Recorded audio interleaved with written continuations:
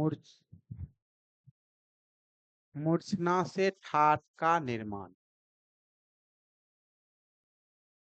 मूर्छना से ठाट का निर्माण जो है यह आपको लगभग प्रत्येक परीक्षा में इससे क्वेश्चन रहता ही है।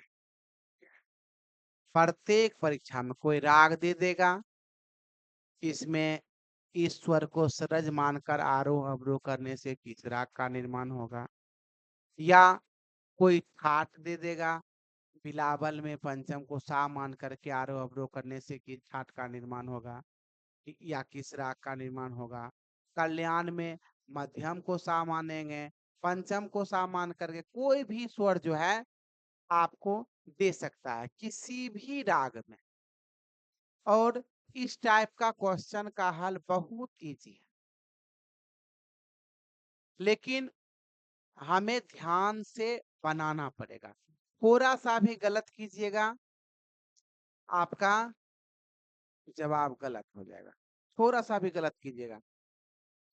चलिए देखते हैं, कल के क्लास में हम आपको बतलाए थे कि एक सप्तक में 12 स्वर होते हैं। कई विधि देखे होंगे, लेकिन हम जो विधि बतला रहे हैं वह मेरा विधि है। किसी का भी आपको ऐसे तरीका से कोई भी टीचर अभी तक आपको नहीं बता पाएंगे, क्योंकि यह में एक सप्तक में 12 स्वर होते हैं। सा, उसके बाद कोमल रे, उसके बाद शुद्ध रे, उसके बाद कोमल ग, उसके बाद शुद्ध ग, उसके बाद शुद्ध मध्यम, उसके बाद तीव्र मध्यम, उसके बाद पंचम कोमल धैवत, शुद्ध धैवत, कोमल नी और शुद्ध नी। ये एक सप्तक में 12 स्वर है। अब मूर्छना ग्राम के द्वादश मूर्छना, मध्यम ग्राम के द्वादश, कल बताए तो थे। सेम होगा वैसे, जैसे सरल ग्राम का है ना वैसे ही मध्यम ग्राम का भी होगा, बस बना लेंगे आराम से। अब इसमें हम ठाट देखिए, ये क्या है, फॉर्मूला है। जैसे गणित में क्या होता है, ए प्लस बी का होल स्क्वायर बनाते हैं, उसी प्रकार ये भी संगीत का समझिए फॉर्मूला है। 1 2 3 4 5 6 7 8 9 10 11 और 12, ये फॉर्मूला है। किसी भी स्वर के बीच जो है सापों का संवाद, स्वर स्वर संवाद में हम आपको बतलाए हैं कि जब कोई भी स्वर के बीच कितने का डिस्टेंस होगा सापा होगा, कितने का डिस्टेंस होगा तो सामा होगा, ये हम आपको ये बतला चुके हैं। उसी प्रकार ये क्या है, एक फॉर्मूला है। किसी भी स्वर को इसमें साफ, ये हमको ध्यान में रखना है। अब हम जैसे कि मान लिए मूर्छना से ठाट का निर्माण, जैसे कि हमको पूछ दिया क्वेश्चन कि बिलावल में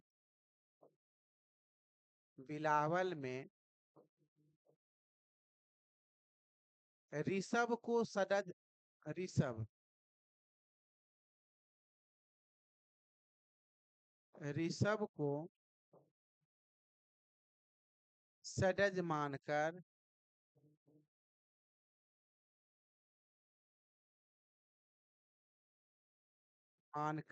आरोह अवरोह करने से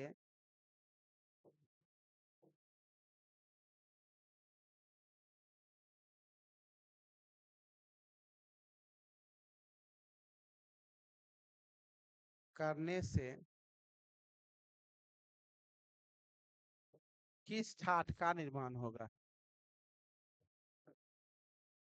किस ठाट का निर्माण होगा, मान लीजिए निर्माण होगा।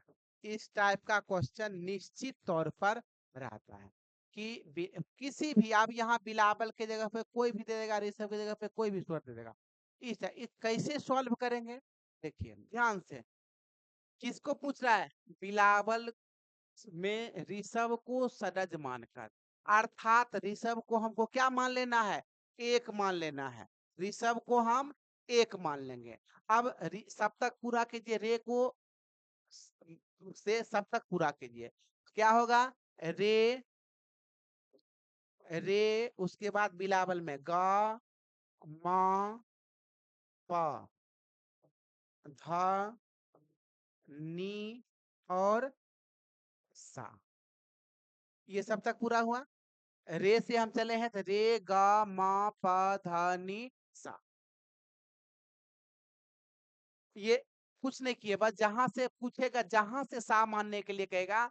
अभी हम थाट में बतला रहे हैं, फिर राग में बतलाएंगे। तो जहां से हमको पूछेगा वो हम क्या करेंगे? वहां से हमको एक मान ले। सरज मानना मतलब एक मानना। अब सरज हम ऋषभ को सा मान लिए, तो ऋषभ को एक मान लिए। अब आप देखिए, रे और ग, रे और ग के बीच में क्या होता है? एक स्वर होता है कोमल ग। इसको हम इंडिकेट करते हैं, लगता नहीं है लेकिन होता है। उसके बाद ग और म सटा हुआ है, दोनों के बीच में कोई डिस्टेंस नहीं होता। गांधार और मध्यम के बीच में एक भी स्वर का डिस्टेंस नहीं है। मध्यम और पंचम, मध्यम और पंचम के बीच क्या होता है? एक स्वर होता है तीव्र मध्यम होता है। उसके बाद पंचम और धैवत, पंचम और धैवत के बीच में क्या होता है? एक स्वर होता है, वह होता है कोमल धैवत। उसके बाद धैवत और निषाद के बीच में क्या होता है? एक होता है कोमल नी, और नी और सा के बीच में कोई स्वर नहीं होता है। यहां तक हम बीच के स्वरों को लिख दिए। किन्हीं को दिक्कत?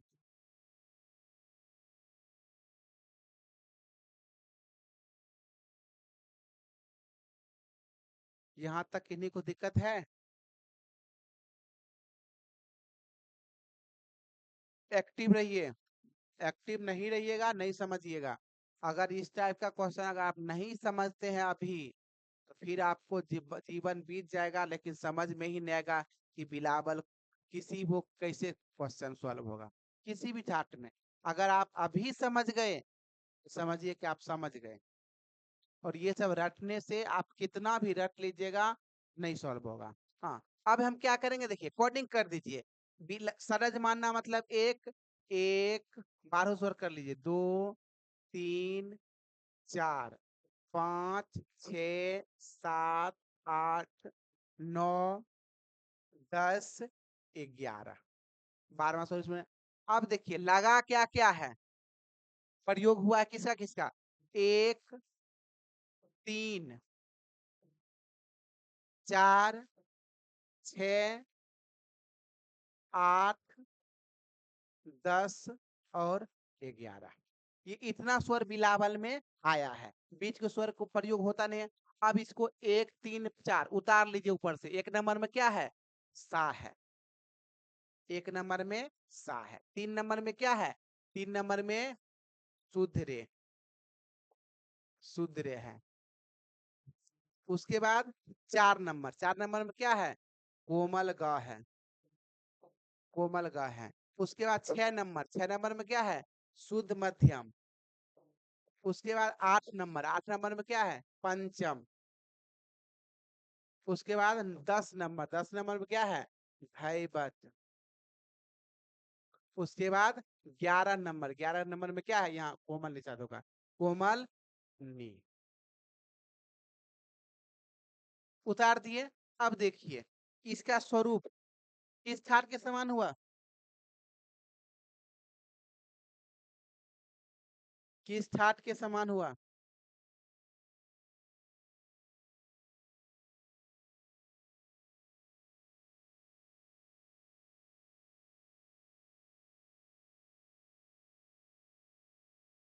सभी कमेंट कीजिए।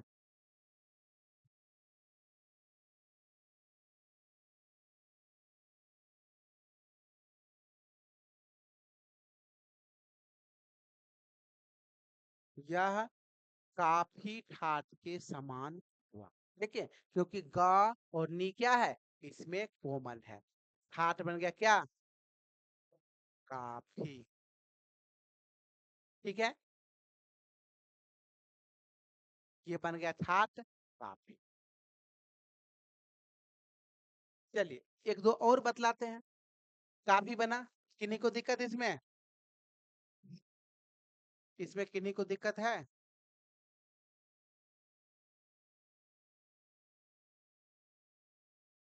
फिर बताते हैं। दो चार समझिएगा ना, स्वतः आना ही है, नहीं कैसे आएगा। और ये प्रत्येक एग्जाम में जो है इस टाइप का क्वेश्चन बहुत रहता ही है, दो चार जो है आपको देखने को मिलेगा ही। अब इसमें हम बिलावल ही रहने देते हैं। अब इसमें हम क्या करते हैं, गांधार को सा मान लीजिए। बिलावल में ही जो है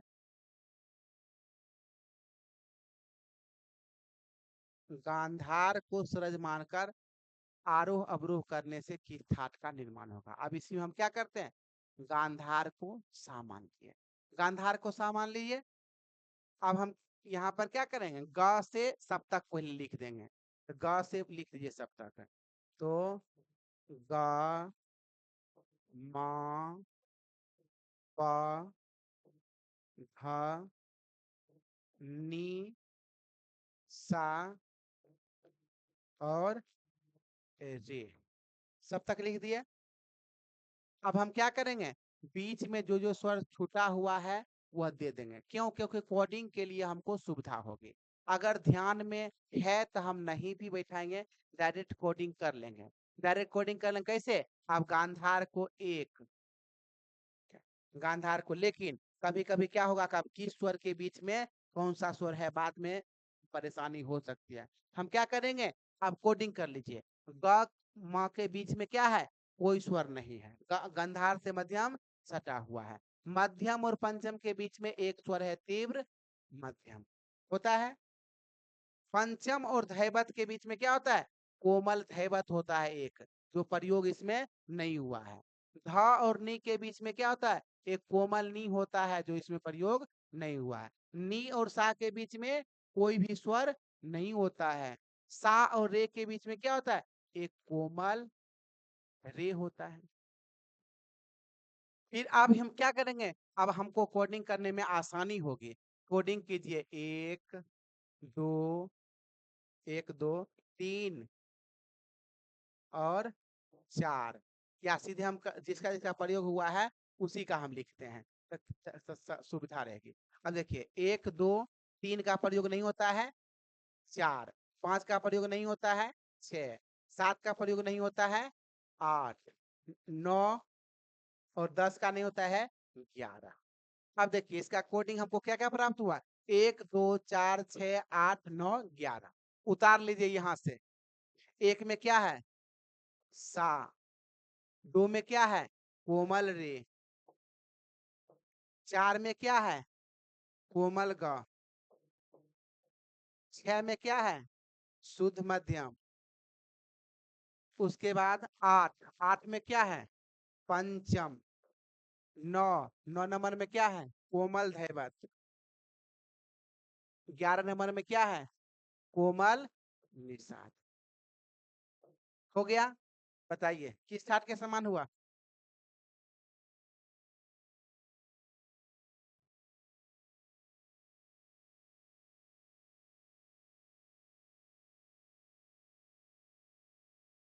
फास्ट कमेंट कीजिए। ये देखो, पूजा लिखिए आसावरी, कहाँ ध्यान है रे।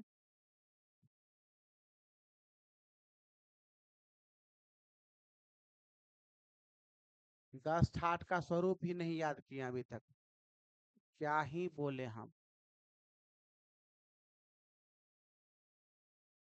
अब बना तो लेंगे, लेकिन 10 ठाट का स्वरूप ही हमको याद नहीं रहेगा कि बना लिया, वो नया हुआ कौन। क्या, कपड़ा खरीद लेंगे, पहनने ही नहीं आएगा कि कौन कहाँ पहना जाता है। तो उससे क्या हम बना लिए, अब इसमें बना लेंगे, उसका ठाट अब नया ठाट कौन बना, पहचान ही नहीं रहे हैं, कोई महत्व नहीं रहता है।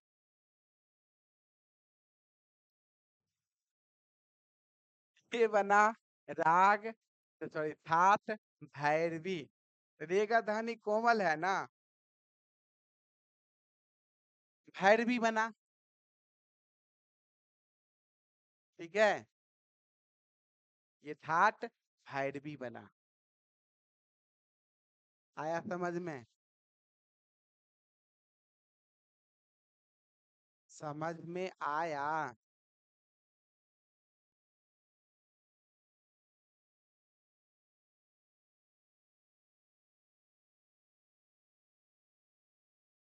कोई झूठे जी नहीं कह दीजिए। समझे तो कहिए हाँ समझे, नहीं समझे तो कहिए कि एक बार और बता दीजिए। ये इन्हें की मतलब जो उसे कहा कि समझ में आया, हाँ जी हो गया जी फिर कल होके पूछेंगे सर नहीं समझे। कोई भी टॉपिक, चलिए एक दो और बतलाते हैं। कोई भी टॉपिक जहाँ पढ़ा रहे हैं वहाँ अगर आप पूछिएगा तो बेहतर तरीका से, बाद में पूछिएगा फिर क्या होगा, बतला रहे हैं। चलिए आप देखिए हम ठाट बदलते हैं, ठाट बदल दिए। अब ये बिलावल बना रहे थे, अब इसमें बना लीजिए आसावरी। ठाट बदल दीजिए, बदल बदल के बनाना है। फिर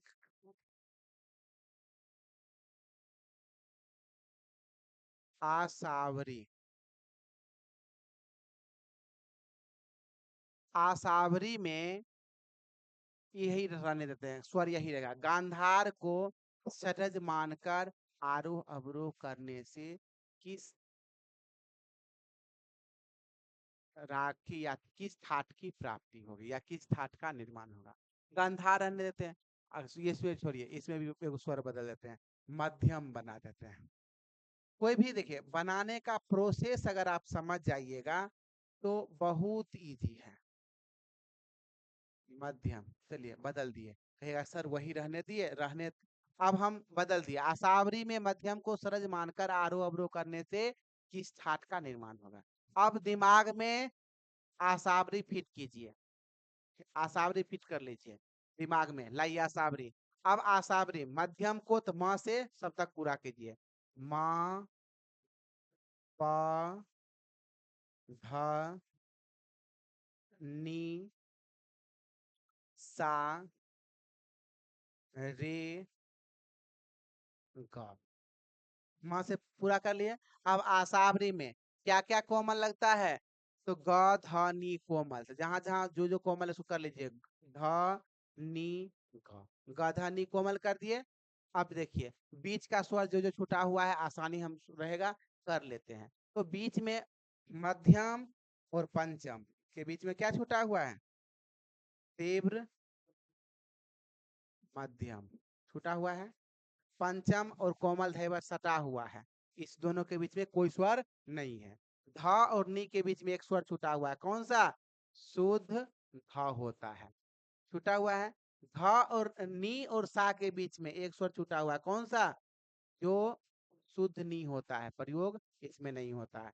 सा रे के बीच में एक स्वर छूटा हुआ है, कोमल रे, और रे का क्या है, सटा हुआ है। अब यहां तक समझ में आया?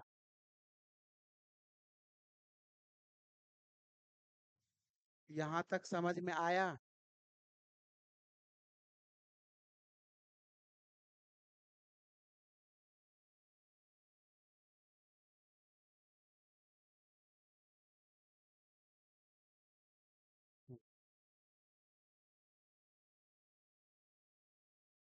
ये हो गया।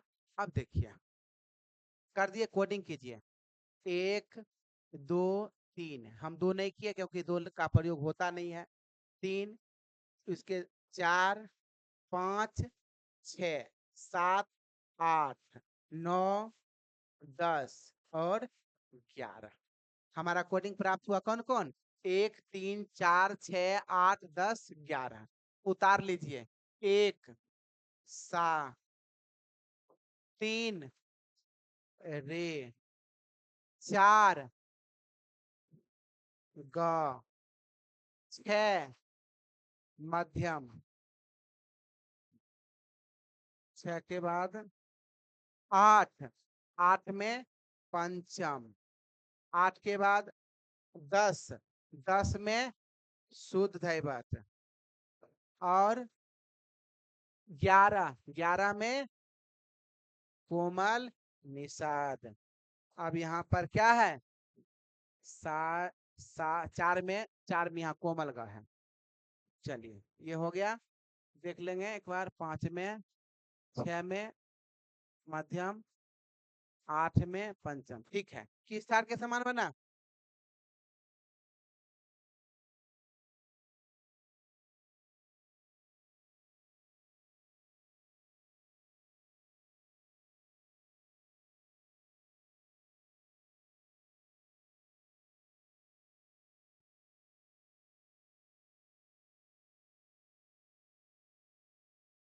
काफी के समान बना।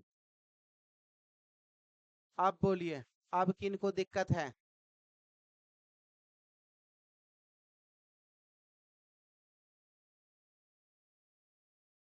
अब किन्हीं को दिक्कत है?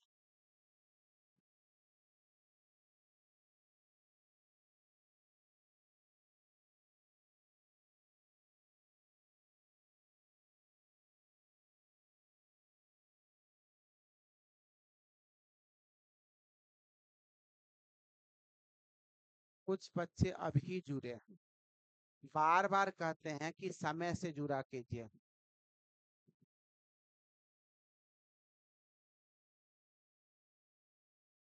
अब किन्हीं को दिक्कत है? खुशबू सोनी, आया समझ में?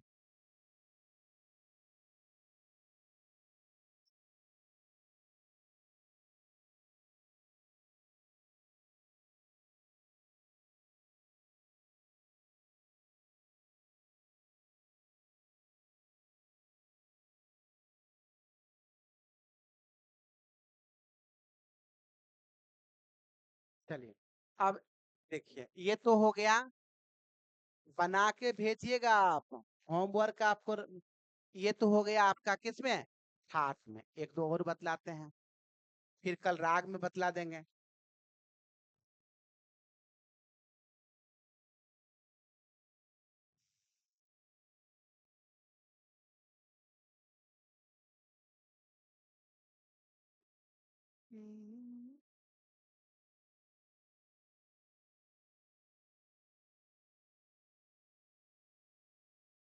कल्याण में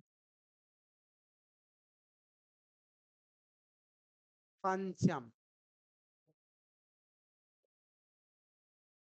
पंचम को सरज मानकर आरोह अवरोह करने से किस ठाट का निर्माण होगा?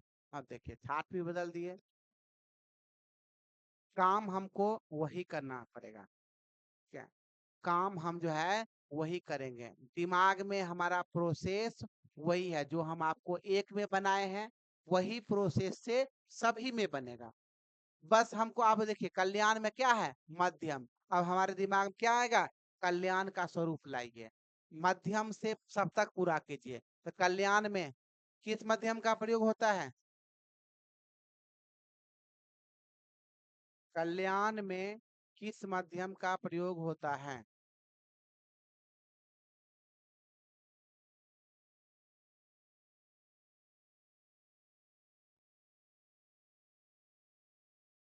तीव्र मध्यम का। अब ध्यान में रखेंगे, अब पंचम को सरज मान करके रास्ता हमारा कल्याण में जाएगा। प, ध, प, ध, नी, सा, रे, ग, और तीव्र मध्यम। लगा दिए, ये इसका पधा से स्वरूप है, पधा नी सा रे गा मा। अब ये क्लियर। अब हम क्या करेंगे कि बनाइए। हाँ, अब पहले छूटा हुआ स्वर लिख लेंगे, क्योंकि कोडिंग करने में हमको आसानी होगी। नहीं तो अपधा के बीच में कोमल धा, धानी के बीच में कोमल नी, निशा सटा हुआ है, कोई स्वर बीच में डिस्टेंस नहीं है, सारे के बीच में कोमल रे, रेगा के बीच में कोमल गा, गामा के बीच में शुद्ध मध्यम छूटा हुआ है। आप कोडिंग कर लीजिए, 1 2 3 4 5 6 7 8 9 10 11 12। हम किसकी स्वर का प्राप्ति हुई है? 1 3 5 6 8 10 12, ये सब हमको कॉर्ड मिला है। अब हम वहां से उतार लीजिए। 1 नंबर में सा, 3 नंबर में शुद्ध रे, 5 नंबर में शुद्ध ग, 6 नंबर में शुद्ध मध्यम, 8 नंबर में पंचम, 10 नंबर में धैवत, 12 नंबर में शुद्ध नी। ये प्राप्ति हुआ किस ठाट का?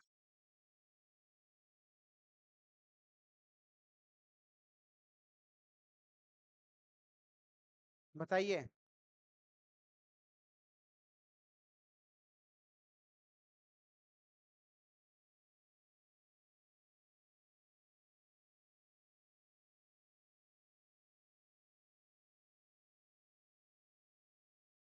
कौन सा ठाट हुआ? बिलावल, बहुत अच्छा। अब किन्हीं को दिक्कत नहीं होना चाहिए। अगर इतना में अगर आप नहीं समझ सके, समझिए अब आपका आपको कोई भी टीचर नहीं समझा पाएगा। अगर इतना इजी में आप नहीं समझे तो कोई भी टीचर जो है आपको नहीं समझा पाएंगे। इससे आसान तरीका ठाट ज्ञात करने का कोई नहीं है। ये मेरा अपना मेथड बनाया हुआ है कि आपको ना ही कोई किताब में मिलेगा, ना ही कहीं नहीं मिलेगा। ये मेरा प्रोसेस है, मेरा तरीका है कि बच्चे को किस तरह से आसानी से समझा सके। ठीक है, चलिए होमवर्क लिख लेते हैं, बना के भेजिएगा। यमन, हमाज, काफी, तीनों ठाट में जो है मतलब सा से तो सेम बनेगा, रे, ग, म, प, भ और नी। यानी 6 यमन में ऋषभ को सा मान के, गांधार को सा मान के, मध्यम को सा मान के, पंचम को सा मान के, धैवत को सा मान के, निषाद को सा मान के।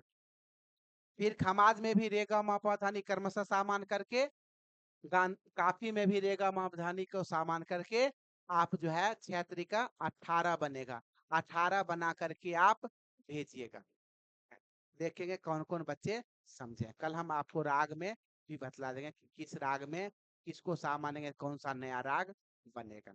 किन्हीं को दिक्कत?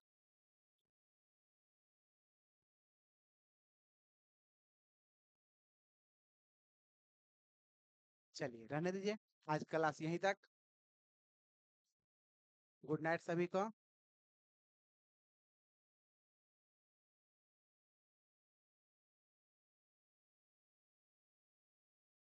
एंड करते हैं।